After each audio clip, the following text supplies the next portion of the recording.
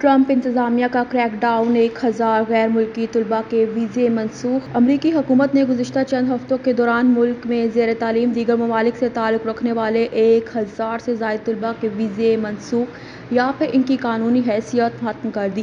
خبر رساں ادارے ایسوسی ایٹڈ پریس اے پی کے مطابق حکومت کے اس اقدام کے بعد ان طلباء کو حراست میں لیے جانے اور امریکہ سے بے دخلی کا خطرہ لاحق ہو گیا۔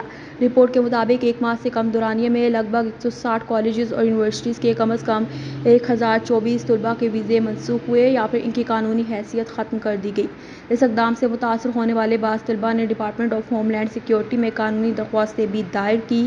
ان کا دعویٰ ہے کہ ایک تو یہ اقدام ضابطے کے مطابق نہیں کیا گیا، دوسرا یہ کہ ان کے امریکہ قیام کے حق کو ختم کرنے کا کوئی جواز نہیں۔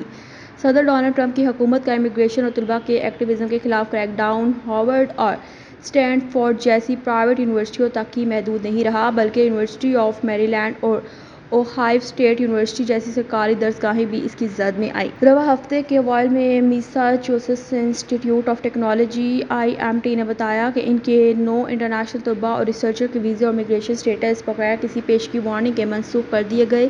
دوسری جانب حکومت نے طلباء کے ایکٹیویزم کو روکنے سے متعلق اپنے احکامات پر عمل درآمد نہ کرنے کی صورت میں یونیورسٹیوں کی فنڈنگ روکنے کی دھمکی بھی دی۔